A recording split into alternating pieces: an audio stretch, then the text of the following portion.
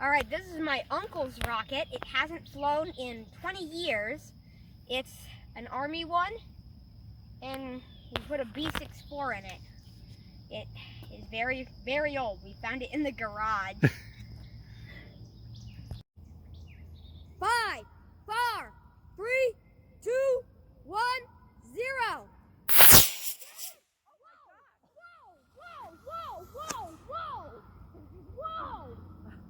Stay back, stay back. It could still be running. That's a lot of smoke. What the happened? Well, that was weird. That was crazy. 5, 4, 3, 2, 1, 0.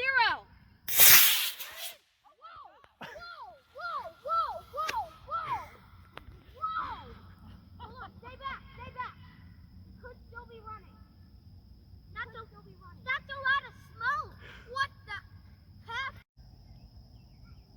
I honestly have no idea what happened to the last one.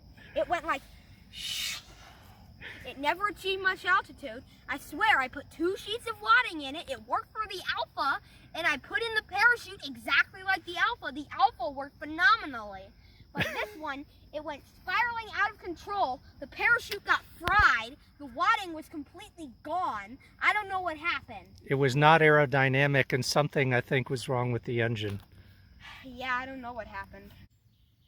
We have concluded that the erratic launch of the U.S. Army rocket was due to its tiny little fins. It can't control itself in the sky. Also, these 2 lug nuts were probably placed too far away from each other, or too close to each other, because towards the end of the launch pole, it could veer off course.